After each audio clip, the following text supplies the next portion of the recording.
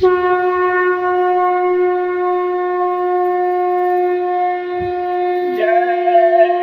गुरुदेव, जय गुरुदेव। बचो और बचाओ, शाकाहार अपनाओ, जान बचाओ, देश बचाओ, देश के वीरों आगे आओ।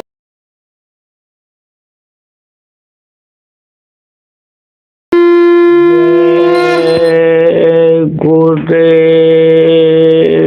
तेरे भरोसे मेरी जिंदगी है, चरणों में स्वामी तेरे मेरी बंदगी है।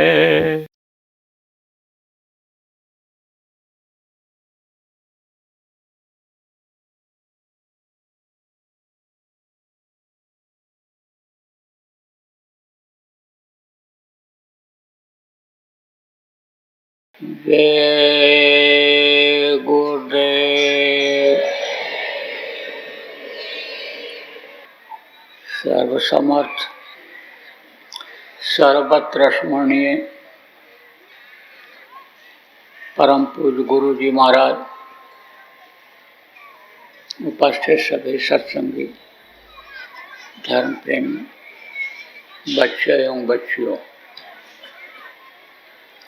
गुरु महाराज की अपार दया हुई और आज 2 अक्टूबर गांधी जयंती के दिन आप इंदौर वासियों का सत्संग के माध्यम से आश्रम पर दर्शन का अवसर मिला। आज गांधी जयंती है। गांधी जी को लोग याद करते हैं। गांधी जयंती, वर्षगांठ और ये जितनी भी चीज़ें बनाई गई, एक यादगार के लिए लोगों ने बनाया। अब इनको क्यों याद किया जाता है? क्योंकि इन्होंने अच्छा काम किया था। जहाँ खून बहने को था, जहाँ जान जाने को थी, वहाँ उन्होंने अहिंसा का अस्त्र अपनाया था।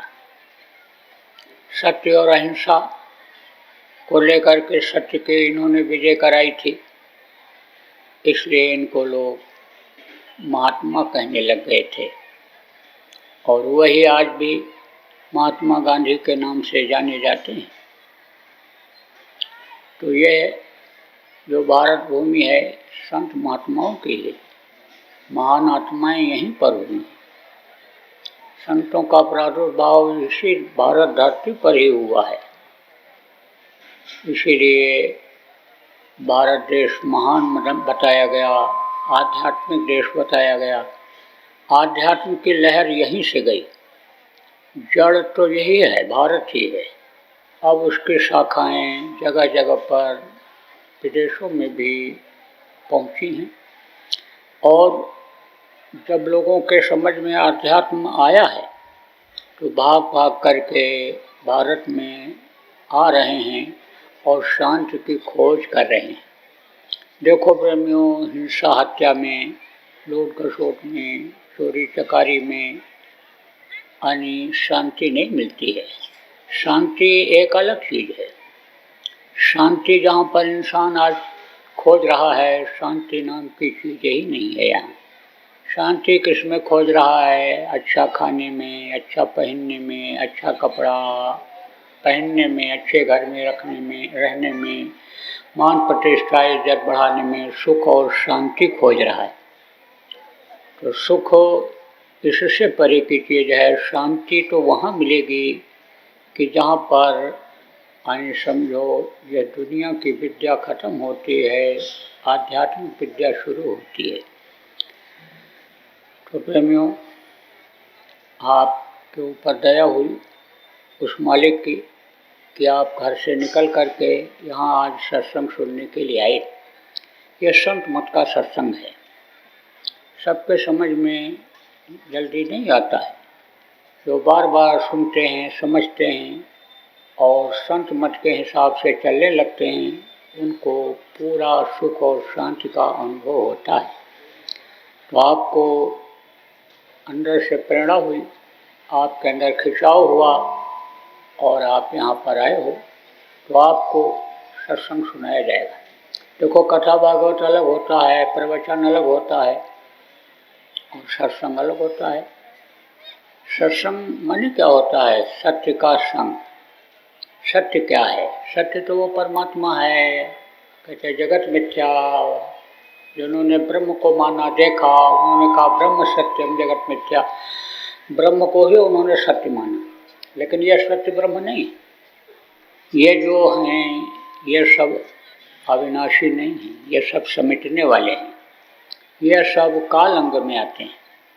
आप ये समझो, सत्य कौन है? जिसको सत्य पुरुष कहा गया, सत्य पुरुष कहा गया जिसको, सत्य वो है। वो कभी भी नहीं मिटता, कभी भी नहीं, यानी समझ लो खत्म होता है। वो इस धरती पर आते भी नहीं हैं, किसी के माँ के पेट में बनते नहीं हैं, पलते नहीं हैं। कहा ना कि साहब सबका बाप है। कबीर साहब संत हुए हैं। कबीर साहब उनको साहब कहते थे, सत साहब, सत नाम उन्होंने बताया था लोगों को। तो कहा साहब सबका बाप है और बेटा काहू का ना है। बेटा होकर जो जन्मे तो साहब ना है। तो समझो कि बेटा तो जो मनुष्य शरीर में आएगा, पैदा होगा, जो माँ के पेट से बाहर निकलेगा, वो बेटा किसी न किसी का रहेगा।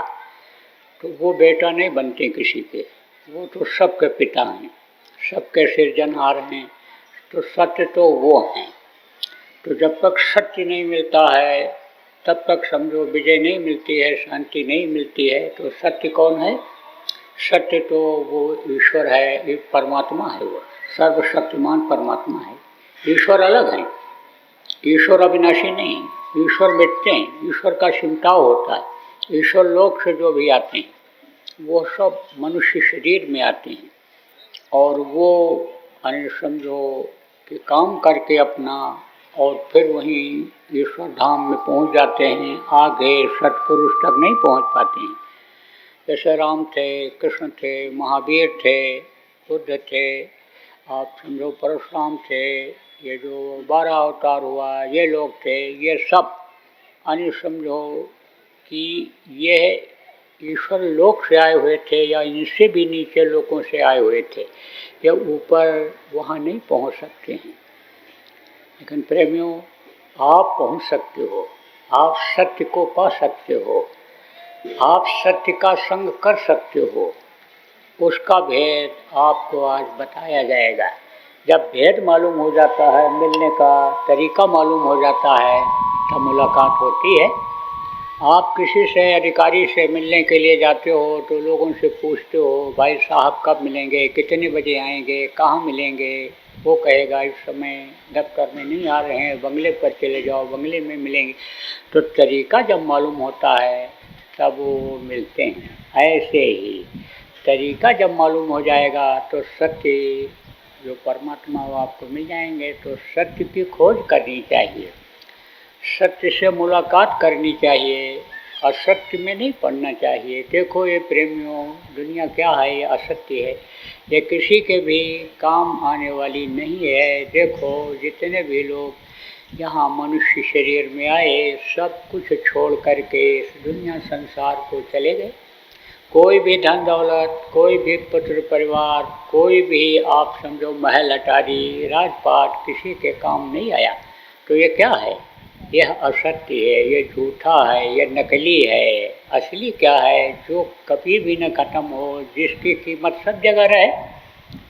सोना है, अगर असला है तो किसी भी देश में लेकर चले जाओ तो वहाँ पर वो चल जाएगा, उसका पैसा मिल जाएगा, रोटी खाने को मिल जाएगी, कपड़ा मिल जाएगा, सामान मिल जाएगा। लेकिन अगर सोना नकला है तो आप ये समझो कहीं नहीं चलेगा। एक पैसा उसका नहीं मिलेगा, लिए लिए इधर उधर घूमते रहो तो ये दुनिया नकली है। सत्य क्या है? वो परमात्मा है। सत्य क्या है? आत्मा है। यह भी अजर अमर है, यह भी मरती नहीं है, खत्म नहीं होती है। क्यों? क्योंकि यह परमात्मा के अंश है। आप समझो। और सत्य क्या है? मौत सत्य है। मौत को लोग भूल गए। किसी को याद आता है कि मौत आएगी? लेकिन मौत तो भाई सबकी आनी है।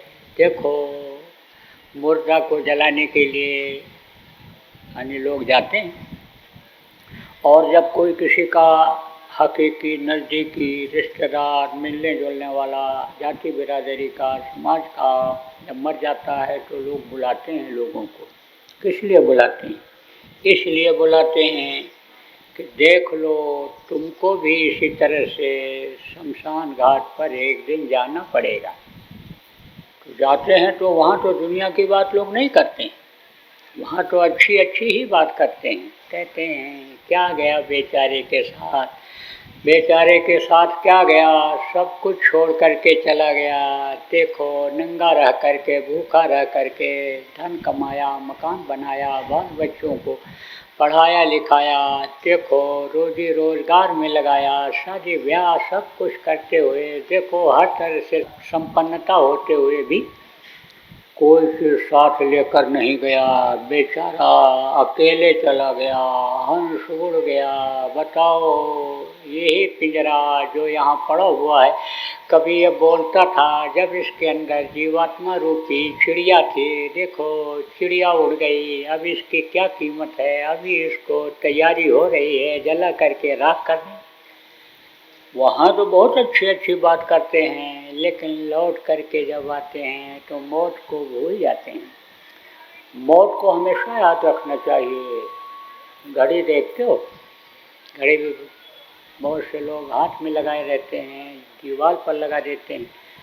एक समय ऐसा आता है कि दोनों सुई एक जगह पर आ जाती है। जब 12 बजता है तो सुई क्या संदेश देती है, क्या निर्देशित करती है कि ऐसे ही तुम्हारा भी एक दिन समय खत्म हो जाएगा। ये जो जिंदगी है, ये जो शरीर है, ये खत्म हो जाएगा। जिसको नहलाने धुलाने, खिलाने में, पहनाने में लगे हुए हो, सुंदर सुडौल बनाने में लगे हुए हो, एक दिन ये हाथ जोड़ देगा और तुम दुनिया संसार छोड़ करके चले जाओगे। तो ये चीज़ें जो हैं, ये सब शिक्षात्मक चीज़ें हैं, शिक्षा लेनी चाहिए। जन्मदिन आता है, आपको सोचने की ज़रूरत है कि उम्र 1 साल की उस दिन ख़त्म हो गई और ये परिवर्तनशील संसार है, यहाँ बदलाव होता रहता है। देखो, अभी आप सुन रहे हो, 1 मिनट के बाद ये समय नहीं रह जाएगा, निकल जाएगा। थोड़ी देर सत्संग सुनोगे, चले जाओगे, फिर ये समय आप नहीं मिलेगा। दिन आता, रात आती, तारीख बदलती, महीना बदलता है। ये सब क्या है? ये संदेश है।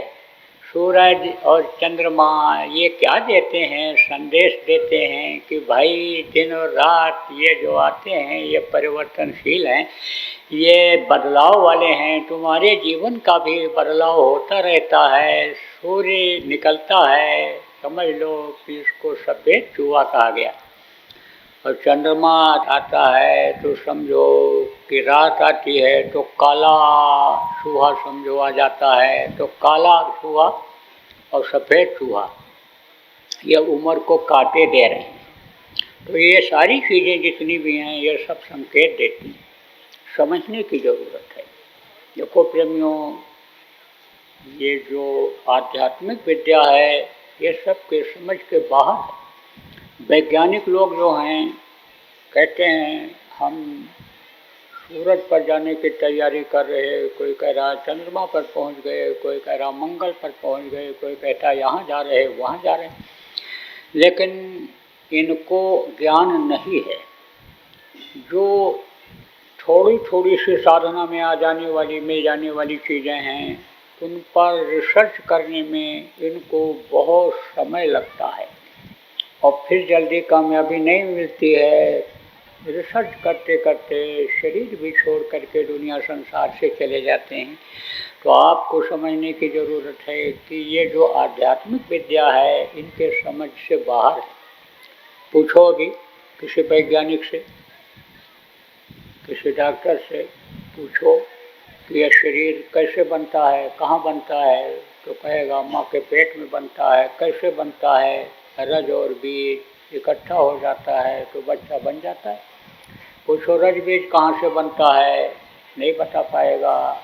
अगर थोड़ा भी ज्ञानी होगा, आध्यात्मिक किताबों को पढ़ा हुआ होगा तो बताएगा कि रज और बीज सूर्य और चंद्रमा से बनता है। लेकिन पूछो वो कहाँ से बनते हैं तो वो भी नहीं बता पाएगा। थोड़ा और ज्ञानी होगा, बहुत पढ़े हुए होगा, बहुत किताबों का अध्ययन किए हुए होगा, तब वो बताएगा कि यानी समझो कि यह ऊपर से जो देवता की शक्ति है उन शक्ति से यानी समझो कि ये बनता है। फिर पूछो देवता कहाँ बनते हैं, कहाँ से उपजे ये, तो और थोड़ा जानकार होगा तो कहेगा कि ये निरंजन के पुत्र हैं, ईश्वर के पुत्र हैं, ये यानी उनके यानी काल और माया के ये पुत्र हैं, इन्होंने देवी देवताओं की उत्पत्ति किया।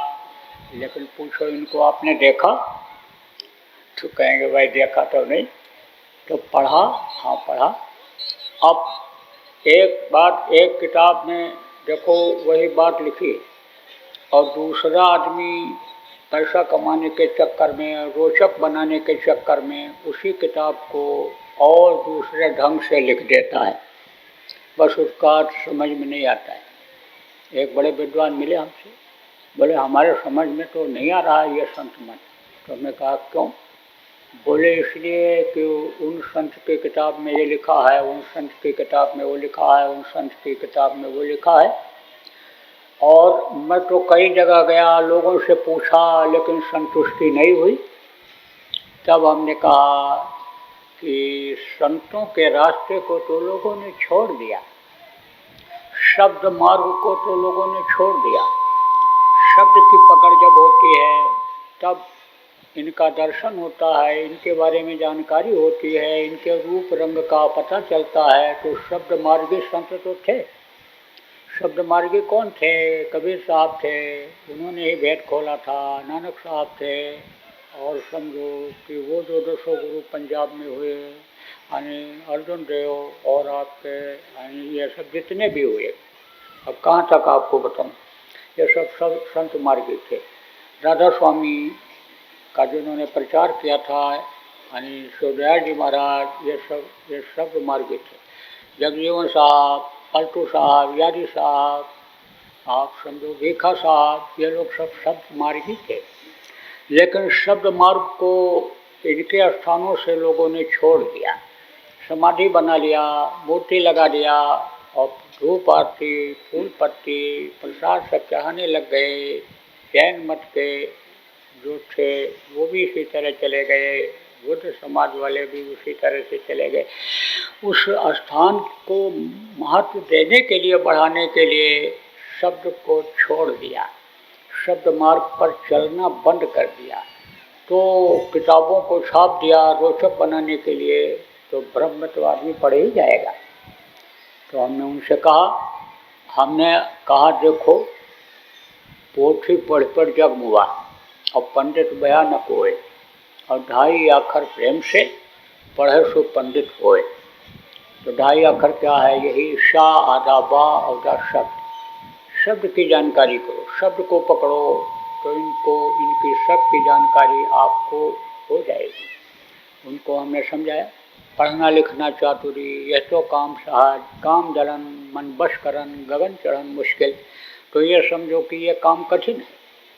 तो समर्थ गुरु की खोज करो, सच्चे गुरु की खोज करो, जो तुम्हारे इंद्रियों को वश में करने का तरीका बतावे, साधना करावे और साधना में तुम्हारे जीवात्मा के कल्याण में मदद करें, उसकी खोज करो। तो प्रेमियों, मैं आपको बता रहा था कि मनुष्य शरीर ये किस लिए मिला और मनुष्य शरीर ये बना कैसे। जब तक इसके महत्व को नहीं समझोगे तब तक इस बात को आप समझ नहीं पाओगे कि यह देव दुर्लभ शरीर है और यह परमात्मा की प्राप्ति के लिए और अंतर में देवी देवताओं के दर्शन के लिए मिला है। और देवता इसके लिए तरसते रहते हैं। नर समान नहीं कोनो देही जीव चराचर जाचते हैं। जितने भी चराचर के जीव सब इस मनुष्य शरीर को मांगते रहते हैं। तो मनुष्य शरीर का मतलब नहीं समझोगे। मनुष्य शरीर बना कैसे, देखो माँ के पेट में ये बनता है। चंद्रमा जो हैं, ये चंद्रमा और सूर्य और ये जितने ग्रह हैं और जितने ये देवता जिनको आप कहते हो, यानी जल देवता, पृथ्वी देवता, पवन देवता, आकाश देवता, ये सब देवता, तो ये जितने भी देवता हैं इनके लोक हैं और इनकी ताकत है, शक्ति है। आप ये समझो कि इनकी शक्ति से, इनकी ताकत से यानी माँ के पेट में बच्चा बनता है और इन्हीं की ताकत से ये शरीर चलता है। आपको समझने की ज़रूरत है कि इनको किसने बनाया। इनको यानी समझो कि ब्रह्मा, विष्णु और महेश, ये जो तीन देवता बताए गए, उन लोगों ने बनाया। आद्या महाशक्ति जो इन तीनों की माँ है, उन्होंने बनाया। जैसे जल का जीव आद्या ने बनाया था, आप समझो यानी विष्णु ने बनाया। और आप समझो कि कुमत को बनाया और शिव ने यानी समझो कि इस तरह से अस्थावर, अंडज, पिंडज, उपमज, ये तीन हैं। अस्थावर किसको कहते हैं, पेड़ और पौधे। यह भी मनुष्य के लिए ही बनाए गए। जहाँ पेड़ पौधे नहीं रहते हैं, हवा वहाँ देखो बढ़िया नहीं मिलती है। बगीचे में चले जाओ बढ़िया हवा मिलती है। ऑक्सीजन जिसको कहते हो अच्छा मिलता है। श्वास जो लेते हो बढ़िया हवा मिलती है। तो ये जितनी भी चीज़ें हैं इन लोगों ने, सब लोगों ने मिल करके बनाया था। अंडज, पिंडज, उपमज और अस्थावर। अस्थावर पेड़ को कहते हैं। उपमज जू, चेलर, पतंगे ये जो होते हैं उनको कहा जाता है। और अंडज जो अंडे से पैदा होते हैं और पिंडज मनुष्य को कहते हैं। अब आप समझो जो झिल्ली में पैदा होता है उसको पिंडज कहते हैं। तो झिल्ली में पैदा तो ये गाय के बच्चे, भैंस के बच्चे ये भी होते हैं। घोड़ी के बच्चे भी झिल्ली में पैदा होते हैं, वो भी पिंडज हैं। लेकिन उनमें पूरे 5 तत्व नहीं होते हैं, इसलिए उनकी बुद्धि काम नहीं करती है। आपकी जो जीवात्मा है, शरीर को चलाने वाली, इन दोनों आँखों के बीच में बैठी है, उनकी जीवात्मा यहाँ हृदय में रहती है। यहाँ के ताकत से ये चलता है ऊपर का हिस्सा, इसलिए उनका गर्दन ऐसे नहीं घूमता है। ऊपर ऐसे सिर करके आसमान नहीं देख सकते हैं, सीधे नहीं खड़े हो सकते हैं। उनके बुद्धि नहीं होती है, उनको सिखाना पड़ता है। जब सिखा दो तब वो कोई काम कर सकते हैं। लेकिन मनुष्य की बुद्धि होती है। यह भी जरूर है कि किसी की बुद्धि तेज होती है, किसी की कमज़ोर होती है। ये तो माँ के पेट में बनते समय ही होता है। जैसे आकाश तत्व की कमी हो जाती है तो बुद्धि कम हो जाती है। आकाश तत्व खत्म हो जाए अभी तो बुद्धिहीन हो जाए, पागल हो जाए। पांचों तत्वों का रहना इस शरीर के अंदर जरूरी होता है। तो अब आप ये समझो कि माताओं को इसीलिए यानी पहले जो माताएं थीं जिनके पेट में बच्चा रहता था, ऐसी माताओं को, वो बुजुर्ग माताएं जिनको कहते हैं, सास वगैरह, वो लेकर जाती थी सत्संगों में कि वहाँ पर सीखें कैसे रहना है घर में, किस तरह से खाना है, किस तरह से पति से इस समय पेट में जब बच्चा है तो दूर रहना है, क्या चीज़ नुकसान करेगा, क्या फ़ायदा करेगा। सुनते सुनते उनको भी याद हो जाता था जो बुद्धि सास हुआ करती थी। बहुओं को बहुत कुछ तो वही बता देती थी। पहला गुरु तो माता पिता और ये जो परिवार होता है वही होता है। शुरू में हर चीज़ की पहचान कराते हैं। बड़ा भाई पहचान कराता है, गाय है, बैल है, भैंस है, यह सांप है, इसको मत छूना, ये जहरीला कीड़ा है। यह बच्चा पहचान कराता है कौन, बड़ा भाई उसका।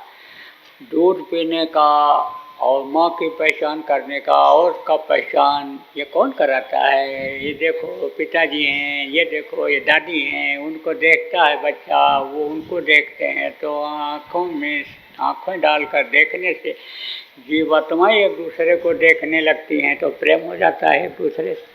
तो आपको समझने की ज़रूरत है कि रज और बीज ये यानी समझो सूर्य और चंद्रमा प्रकट करते हैं। सूर्य की गर्मी से बीज प्रकट होता है और चंद्रमा की गर्मी से ये समझो कि रज प्रकट होता है और ये दोनों मिलते हैं। तो 6 तरह की शक्तियाँ हैं, जन्म, अष्ट, परिणामी, वृद्ध और क्षीर। जन्म शक्ति का काम क्या है? माँ के पेट में रज और बीज को मिला देना। जन्म अष्ट का काम क्या है? उसके हिस्से अलग कर देना। परिणामी शक्ति का काम है आवरण पर्दा लगा देना। और जन्म अष्ट परिणामी वृद्ध का काम क्या है? ये बढ़ा देना, हवा के जरिए बढ़ता है। ये सारे के सारे काम करते हैं। पृथ्वी तत्व का काम क्या होता है? इनको दोनों को मिला देना। वहाँ भी माँ के पेट की तत्व से ही यानी समझो बच्चा बनता है, लेकिन ये शक्ति बनाती है, इनका संबंध होता है। ये शक्तियाँ अगर ना हो तो न बन पावे।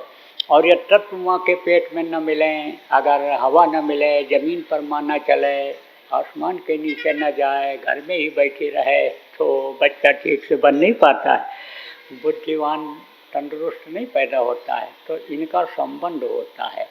तो अब आप ये समझो जन्म अष्ट परिणामी वृद्ध और क्षीर, हाथ, उंगली, नाक, कान, ये सब ये बनते हैं और मृत्यु शक्ति बाहर निकाल देती है।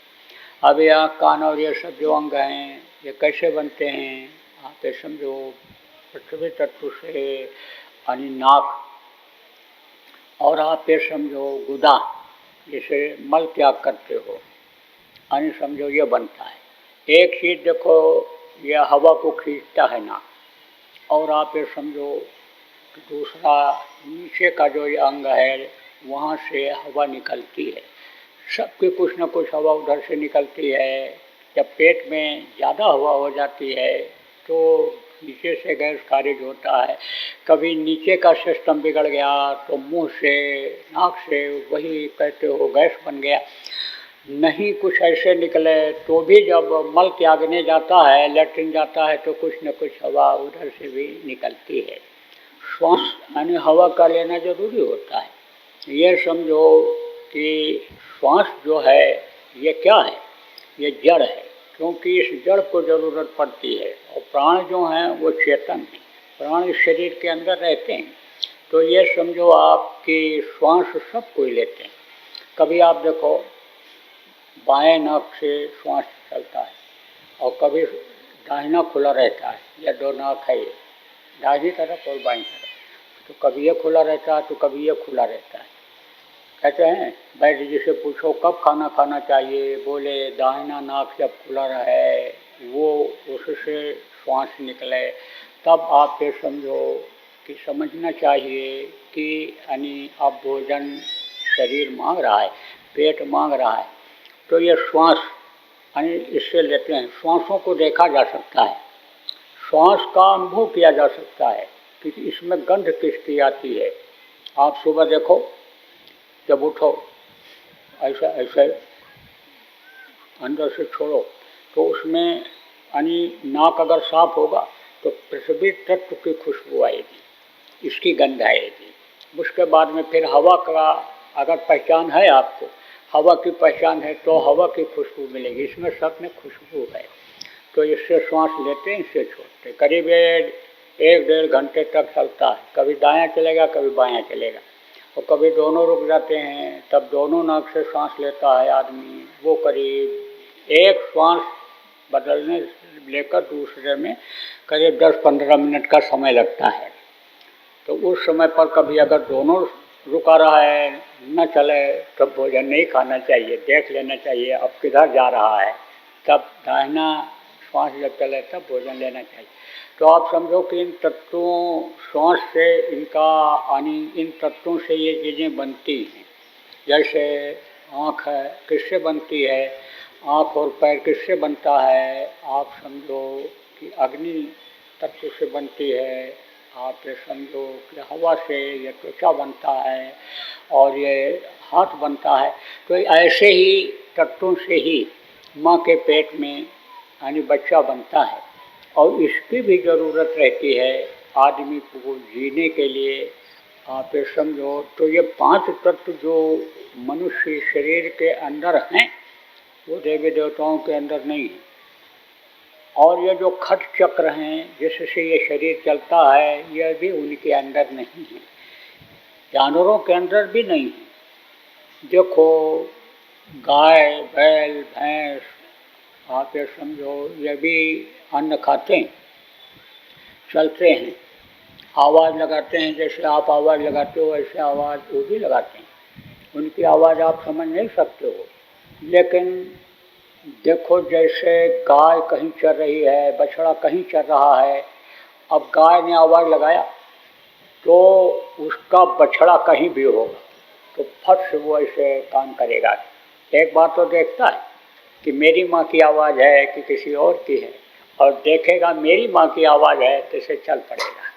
बछड़ा आवाज़ लगाएगा जैसे अपनी माँ को पुकारेगा, तैसे ही उसकी माँ ऐसे कान फेर देगी और जैसे सुनेगी तैसे चल पड़ेगी उसकी तरफ।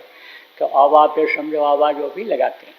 टट्टी पेशाब जिसको कहते हैं वो भी करते हैं, बच्चा वो भी पैदा करते हैं, लेकिन उनके शरीर के अंदर ऐसा रास्ता नहीं है कि जिससे वो जन्म मरण से छुटकारा पा सकें, मुक्ति और मोक्ष इस जीवात्मा को दिला सकें।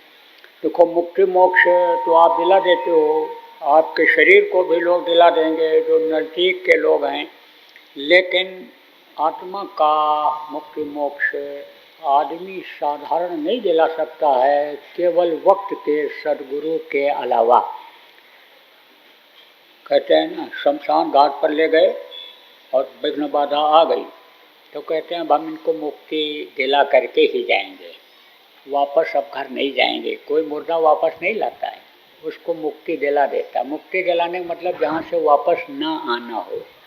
तो ये जीवात्मा जन्म मरण में अगर आएगी, नर्क में जाएगी, 84 में कीड़ा मकोड़ा सांप गोजर बिच्छू अगर होगी, माँ के पेट में 9 महीने उल्टे टंगेगी, जन्मते वक्त मरते वक्त तकलीफ झेलेगी, तो इसको मुक्ति नहीं होगी। मुक्ति कब होगी? जब ये जहाँ की अंश है उस परमात्मा के पास पहुँच जाएगी, तब इसकी मुक्ति होगी। तो मुक्ति कैसे होगी? जब इस चीज़ की जानकारी होगी कि मुक्ति इस तरह से जीवात्मा की मिलेगी।